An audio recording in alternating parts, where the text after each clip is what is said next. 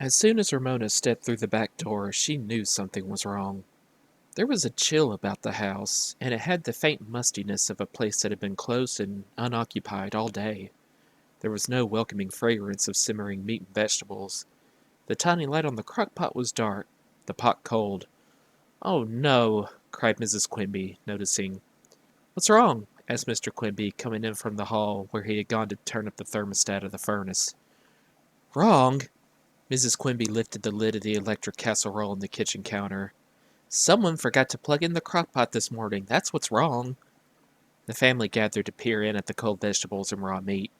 "Ugh, I'm starving," wailed Beezus. "Me too," said Ramona.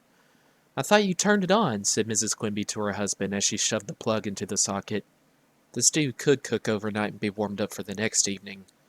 "Don't look at me," said Mr. Quimby to his wife. "I thought you turned it on." There was an edge to his voice. For some reason his remark annoyed Mrs. Quimby. "I suppose you think turning on a crock pot is woman's work." The edge in her voice matched the edge in his. "Not exactly," said Mr. Quimby, "but now that you mention it—" Okay, sorry. "Not exactly," said Mr. Quimby, "but now that you mention it—" "Don't forget the time you forgot to fork the potatoes you put in to bake and they exploded," his wife reminded him. Ramona stifled a laugh at that memory. Her father had looked so surprised the evening the potatoes exploded. Poof! When he had opened the oven door. Mr. Quimby was not going to be drawn into a discussion of past baked potatoes. "Why not just throw the stuff into the frying pan and cook it?" he asked. His idea of cooking was to toss everything into a pan and stir until done. Sometimes he invented interesting dishes with ground meat and eggs, zucchini and cheese. Other times the family tried to be good sports at dinner. "Because you can't fry stew meat." Mrs. Quimby sounded annoyed as she looked into the cupboard in the refrigerator. "It's too tough. You know that. Did you bring groceries?" "No, I thought we were having stew for dinner," answered Mr. Quimby. Crossly, Ramona thought. "I didn't see anything on the grocery list." Picky, the cat, rubbed against Mrs. Quimby's legs, telling her how hungry he was. "Scat," said Mrs. Quimby. Picky went to Beezus, not Ramona. He did not like Ramona, had never liked her because she was too noisy. "I'm practically dying of hunger," said Beezus as she picked up the old cat and rubbed her cheek against him. "Me too," said Ramona. "You girls are no help," Mrs. Quimby told her daughters. "We have a couple of eggs, not enough for an omelet, 2 strips of bacon, 3 carrots, and some tired old lettuce. That's it." She looked at her husband. "We don't have to let the cupboard go completely bare before we buy groceries." This remark gave Ramona a cue.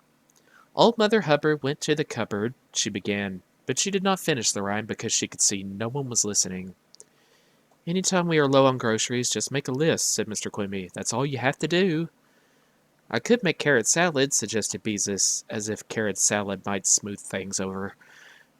"We could have pancakes," said Mr. Quimby, "with half a strip of bacon apiece." "Not a very nutritious meal," said Mrs. Quimby, "but better than starvation." She reached for a mixing bowl while Beezus, who had dropped Picky and washed her hands, began to grate carrots onto a sheet of wax paper. Ramona leaned against the counter to watch. She wanted to make sure her sister did not grate her fingers into the salad. "Ramona, don't just stand there," said Mr. Quimby as he laid the bacon in a frying pan. "Get busy and set the table. As my grandmother used to say, every kettle must rest on its own bottom, so do your part." Ramona made a face as she reached for the placemats. "Daddy, I bet your grandmother didn't really say all the things you say she said." "If she did, she must have been a dreadful bore," said Mrs. Quimby, who was beating batter as if she were angry with it. Mr. Quimby looked hurt. "You didn't know my grandmother."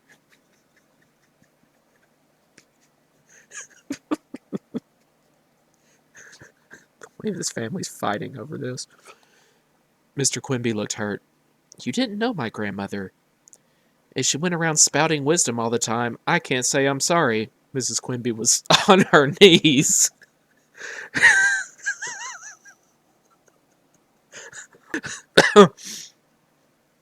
Mrs. Quimby was on her knees, dragging the griddle from behind the pots and pans in the bottom of the cupboard. Ramona paused in laying the software to make sure there was no blood on the carrots. She felt the muscles of her stomach tighten, as they always tightened when her mother was cross with her father. "My grandmother was a wonderful woman," said Mr. Quimby. She had a hard life out there in the country, but she was good to us kids and we learned a lot from her. Well, my grandmother wasn't so bad herself. With an angry sounding crash, the griddle knocked over 2 pans and a double boiler as Mrs. Quimby yanked it from the cupboard, and I learned a lot from her. Ramona and Beezus exchanged an anxious look. Just what did you learn from your grandmother? Asked Mr. Quimby.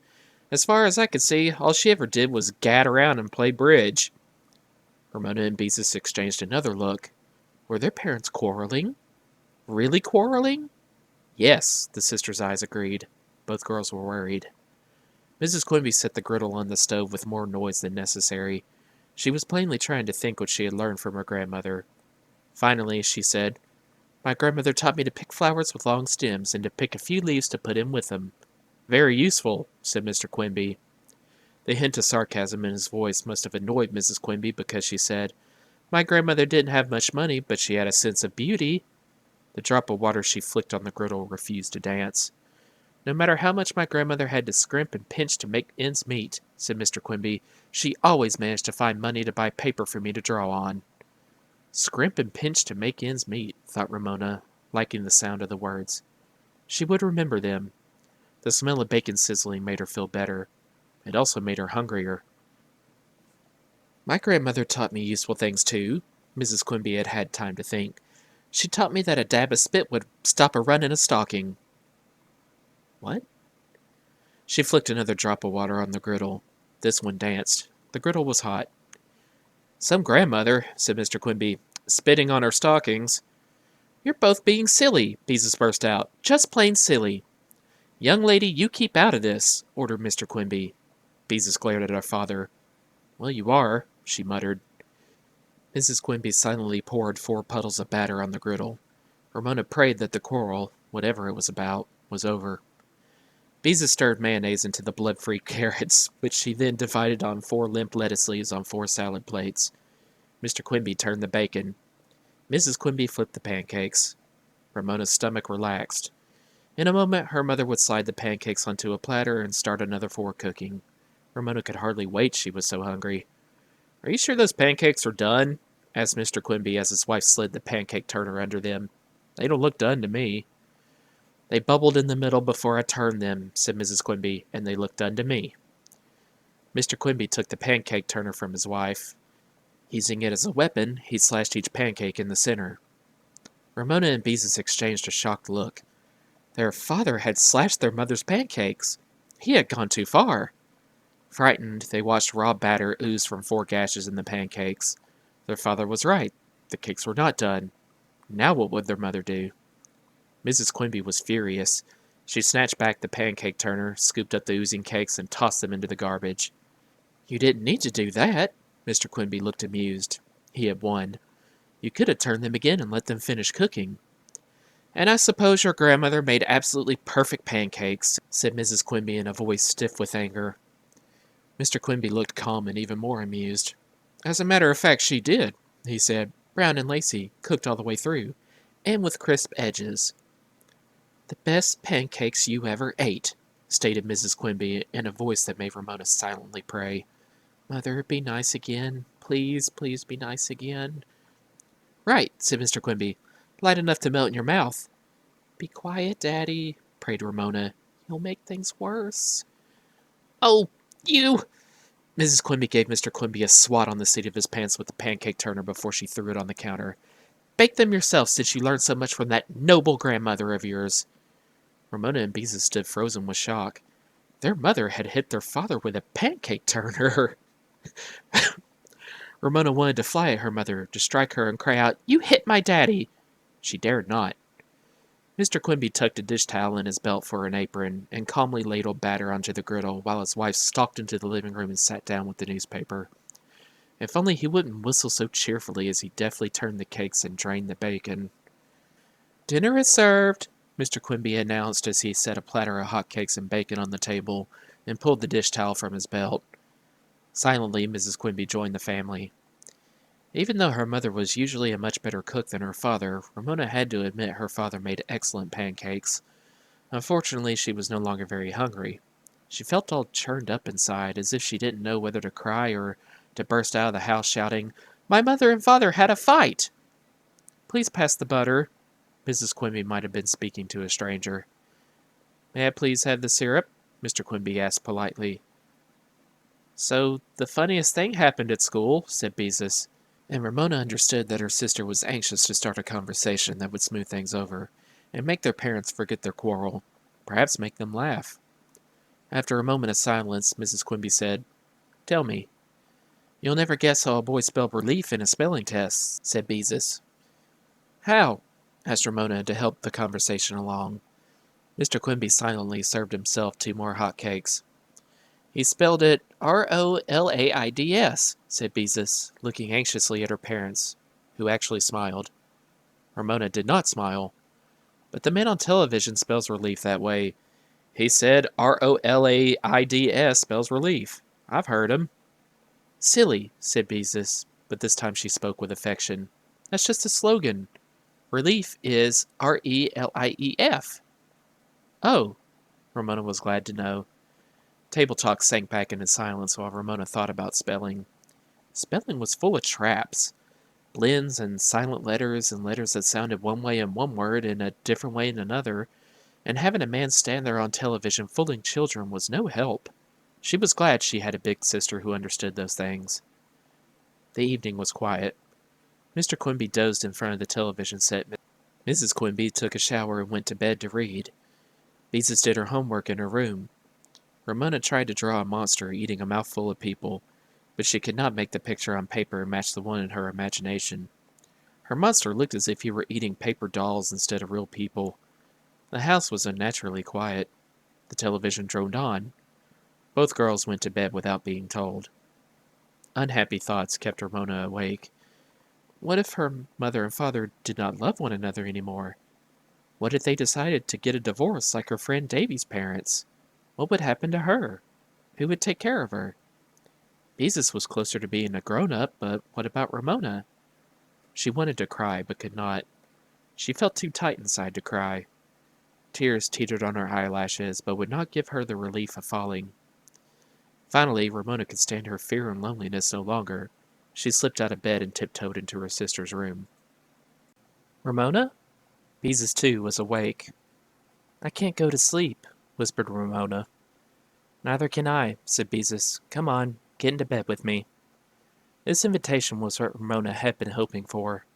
Gratefully, she slipped beneath the covers and snuggled against her sister. Do you think they'll get a divorce? She whispered. They won't talk to each other. Of course not, said Beezus. At least, I don't think so. Who would take care of me if they did? Ramona felt she had to have an answer from someone. I'm still little. Beezus, of course, was her mother's girl. But what about Ramona? Beezus seemed to be considering the question. I'll try, she said at last. You aren't grown up enough, said Ramona, nevertheless comforted. Beezus cared. I know, admitted Beezus. I read a book about a girl who took care of her brothers and sisters when their father died, but that was off in the mountains someplace where they all picked herbs and things. It wouldn't work in the city. Mother and Daddy won't be dead. Ramona was consoled by this knowledge. Beezus was silent a while. They could have been joking, she said. Sort of. But Mother hit Daddy, Ramona pointed out, on the seat of his pants with a pancake turner. I don't think that's the same as if she had hit him with something hard, said Beezus. After all, she didn't really hurt him. Ramona tried to find a bright side. And he didn't hit her back, she said. But if they loved us, they wouldn't fight. She silently said her prayers, ending with, Please, please don't let Mother and Daddy fight. From the kitchen came a whiff of the stew that would simmer through the night for their supper the next evening. Soothed by the homey fragrance, the sisters fell asleep. In the morning, a few seconds after she awoke and found herself in her sister's bed, a dull, unhappy feeling settled over Ramona. Her parents had quarreled. She dreaded facing them at breakfast. She did not know what to say to them. Beezus looked unhappy, too. Getting dressed took longer than usual, and when they finally went into the kitchen, they were surprised to see their parents sharing the morning paper as they ate breakfast together. Good morning, girls, said Mr. Quimby with his usual cheerfulness. There is oatmeal on the stove. Mrs. Quimby smiled fondly at her daughters. Did you sleep well? Beezus was suddenly angry. No, we didn't! How could her mother expect them to sleep well when they were so worried? Startled, both parents laid down the newspaper. And it's all your fault, Beezus informed them. What on earth are you talking about? Asked Mrs. Quimby. Beezus was near tears. Your big fight, that's what. Ramona blinked back tears, too. You wouldn't even talk to each other, and you hit Daddy. Of course we were speaking, said Mrs. Quimby. Where did you get the idea we weren't? We were just tired is all. We had one of those days when everything seemed to go wrong. So did I, thought Ramona. I went to bed and read, continued Mrs. Quimby, and your father watched television. That was all there was to it. Ramona felt almost limp with relief. At the same time, she was angry with her parents for causing so much worry. Grown-ups aren't supposed to fight, she informed them. Oh, for heaven's sake, said Mrs. Quimby. Why not? Ramona was stern. Grown-ups are supposed to be perfect. Both her parents laughed. Well, they are, Ramona insisted, annoyed by their laughter. Name one perfect grown-up, challenged Mr. Quimby. You can't do it. Haven't you noticed grown-ups aren't perfect? Asked Mrs. Quimby, especially when they're tired. Then how come you expect us kids to be so perfect all the time? Demanded Ramona. Good question, said Mr. Quimby. I'll have to think of an answer. We want you to be perfect so you won't grow up to bicker about your grandmothers and their pancakes, said Mrs. Quimby. Both parents thought her reply was funny. Ramona felt the way Picky looked when someone rumpled his fur. Maybe grown-ups weren't perfect, but they should be. Her parents most of all. They should be cheerful, patient, loving, never sick, and never tired. And fun, too. You kids fight, said Mr. Quimby. Why shouldn't we? It isn't dignified, said Beezus, giving Ramona another word to add to her list. Especially when you hit someone with a pancake turner. Oh, you silly little girls, said Mrs. Quimby, with amusement and affection. Why should we let you kids have all the fun? Asked Mr. Quimby. We don't quarrel for fun, Ramona informed her father. Could have fooled me, said Mr. Quimby. Ramona refused to smile. Don't you ever do it again, she ordered her parents in her sternest voice. Yes, ma'am, answered Mrs. Quimby with mock meekness, as if she were poking a little fun at Ramona. Yes, ma'am, said her father, and saluted as if she were somebody important. This time Ramona had to laugh.